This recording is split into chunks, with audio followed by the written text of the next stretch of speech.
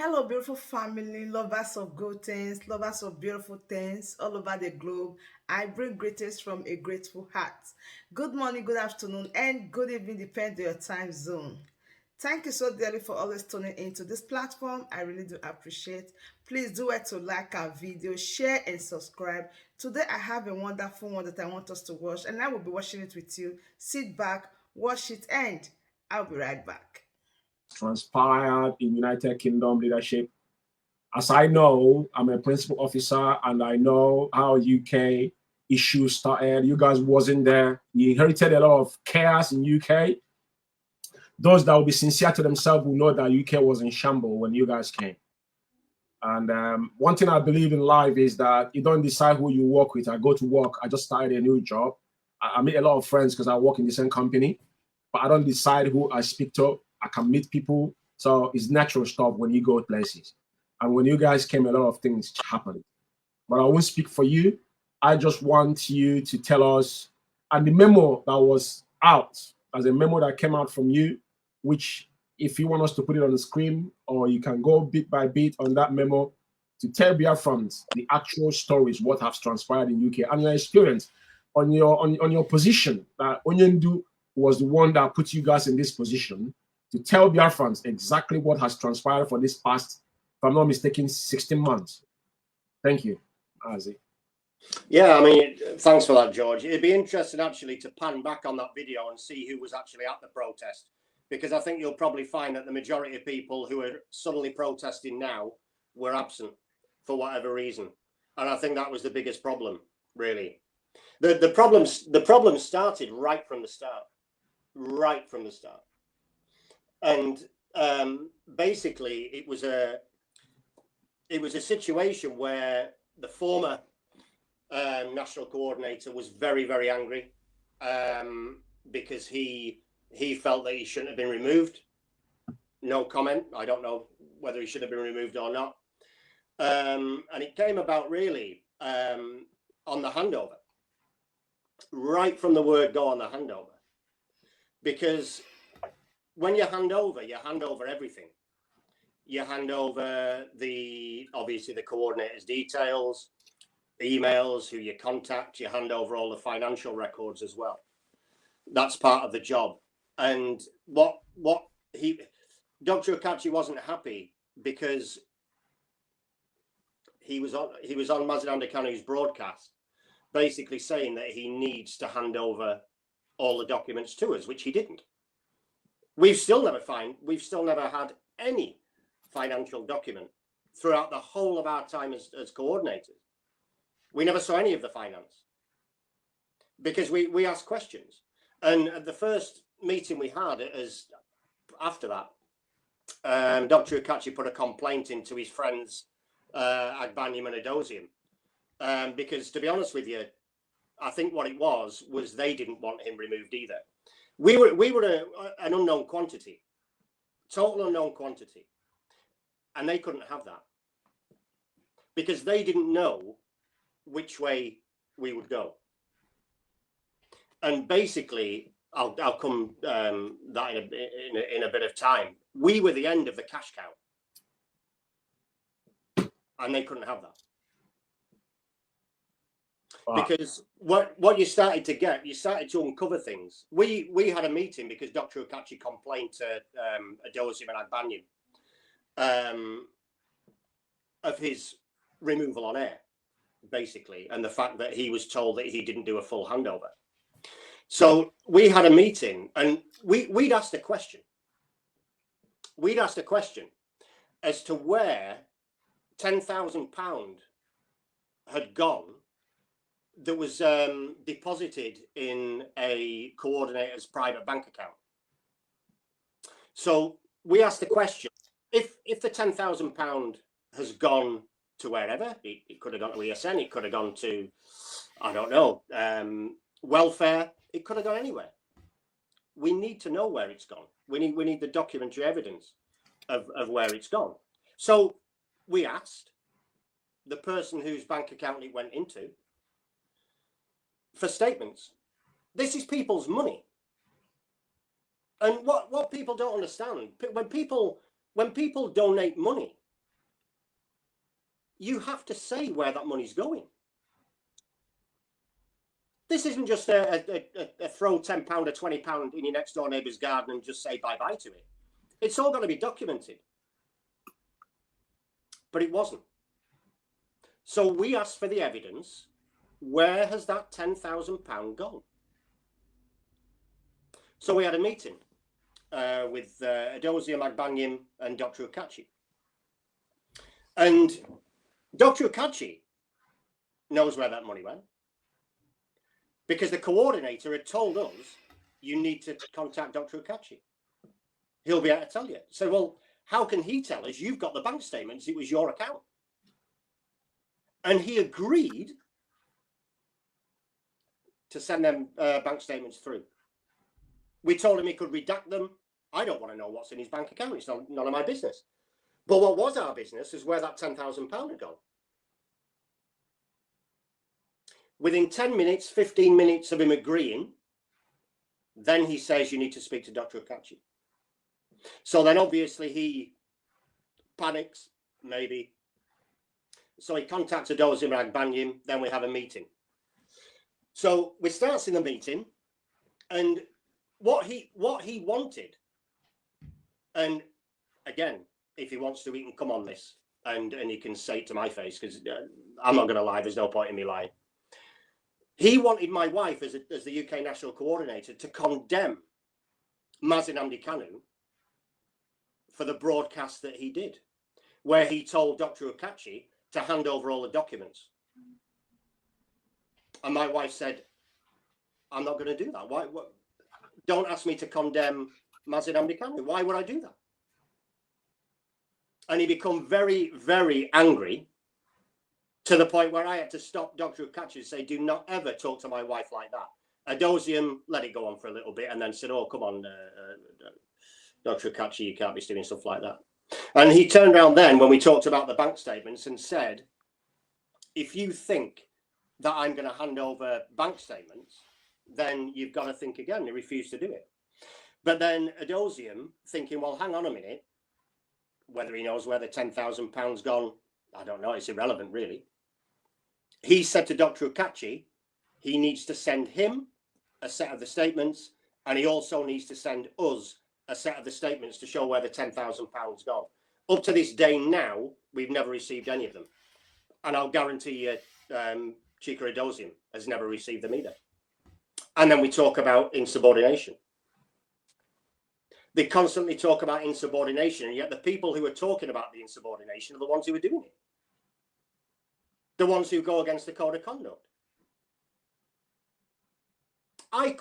In fact, I didn't question it. It was the Northwest Regional Coordinator who questioned a situation where a zonal coordinator was also the financial coordinator. Is that allowed? Is finance allowed to be done by the zonal coordinator? Finance is finance, as far as the code of conduct goes. Not when you speak to Chika Adosium. I've still got the email.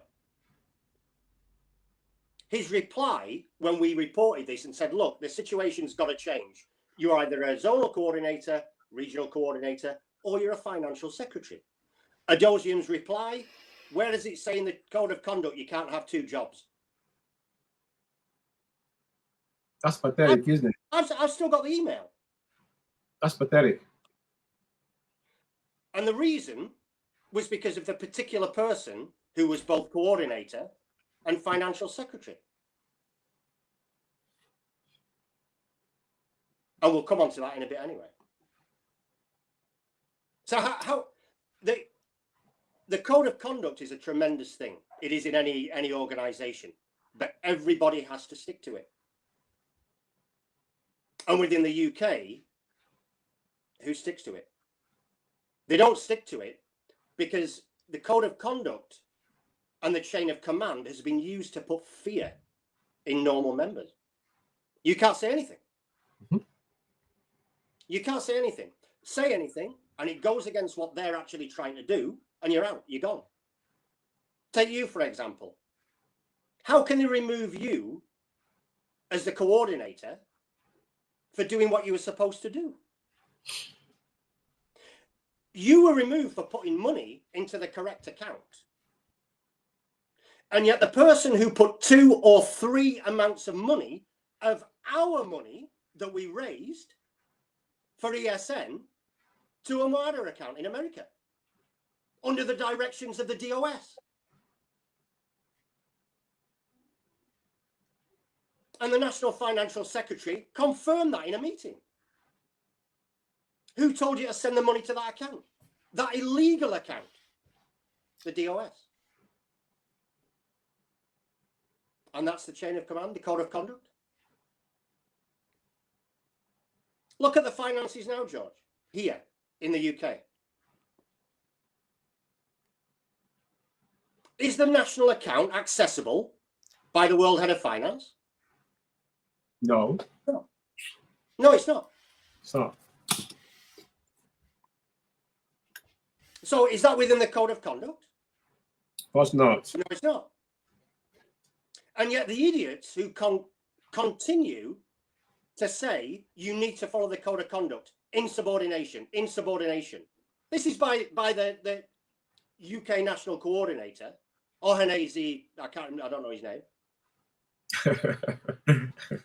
He's the one who emailed and said this ridiculous subordination. You know, you're talking nonsense. Subordination.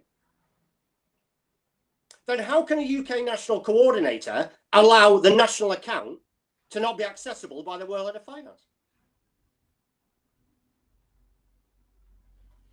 It's a CIC, it's a charitable incorporated company. No. It's illegal.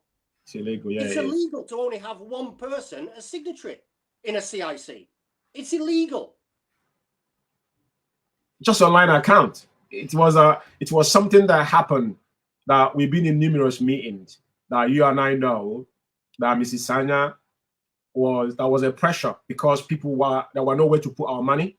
So they decided to use the account. And I remember in numerous meetings, she mentioned that when she decided and told Onyendu because she had that account, that she's going to be the financial secretary, but she asked her, can you add someone's signature to this account? She said yes. Mm-hmm. That was Cash Plus account, it's an online account. Everybody know what an online account here is in UK. You can't put multiple signatures in it, you know, because any LTD here is allowed, you know, the cellulars and all that kind of stuff. But even I remember, George, was a time I suggested, you have your zonal account that have multiple signatures. Why don't you tell Mrs. Sanya?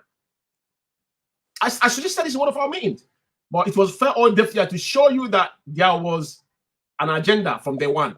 That was an agenda. So what I want to say now, before we go down on the road, you mentioned 2 things here. Members handover. Only you have to come on Radio Biafra to reiterate about this handover properly. Mm-hmm. Right? And which I, George, have done numerous times. Because you see one thing about me, right? Like I said, every single person that live in UK work in a sector, right? It doesn't matter if you're a cleaner. There's code of conduct in where you work. So you must apply to it. When you wake up in the morning and sign in, you must follow the instruction. That's code of conduct. For people who doesn't understand to layman perspective, right? That code of conduct is what you do when you, just like if you go to, they say, sign your RAMs and all that kind of stuff. You have to follow the rules and regulations. That's what happens, applies here in UK if you live in UK. If you know that comes in the Western world. So now, and those are probably you're a doctor, you know, what sector you are in this country. That's code of conduct there. And if you're handling a patient, yeah, someone else took over, you don't withhold any information because if anything goes wrong, you're liable to it. So the same thing applies to whoever that was in a position and another person takes over and you meant to hand over, you have to absolute handover. You can't withhold anything, right? Now, it marvels me because there's a lot of sketches, right, which happens prior to this and still happen after you guys have taken over, which I, George, fought in with to brought attention. So it is not something that is saying here that is lie. Dr. Kachi was a good man and I respect him immensely. And he knows that. In UK, with the first chaos we have in UK, I was man, just like I'm standing today. I stood behind him when everybody was not there. Even when we have the deputy leader that was in UK resident here, you know, I respect him as well. Because all these men have done things on their own part. But when you fell off, when you say, when you do good, we praise you. When you mess up, then we shred you. And that's me. That's how I know IPOB. I've got no permanent friend, no permanent enemy. If you're doing the right thing, you're my best friend because we are fighting to restore our nation. You as a as you know, because for me, a course is something people must understand is an ideology. And you join IPOB today, you have done what you have done, and still standing in the gap because Onyendu was one that bestowed this power to you guys. I just want to be specific on how things fall apart and where we are today in the UK, because there's a written memo by you, because you're going down to, you just come in, try to lay that foundation of how things has gone. But there was a specific that you actually called Mazi Doziem out for his excesses, what things he has done. Like he said, we got so many things, emails, words, conversations we can throw out there. But we're holding all these things back because we are principal officers, right? But it's when someone refutes it, then you can prove the evidence, right? So based on what you have said, and if you want me to put it on the screen or you want to go through it, just to let Biafran throw more light on that code of, that memo, because it was what happened after the, the shenanigans they came to do in UK, the takeover in UK, which never happened, that we're still here, not going anywhere. So I want to throw more light on that. So Biafran school, yeah, from the horse's mouth. Thank you. Yeah, put it on the screen if you want, George. Yeah, let people see it.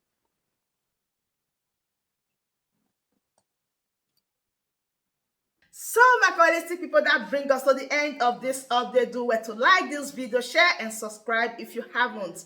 Subscription is free. Please smash on that subscribe button that says subscribe and turn on the bell icon for more latest updates. See you when I see you. From me to you, from here I said bye.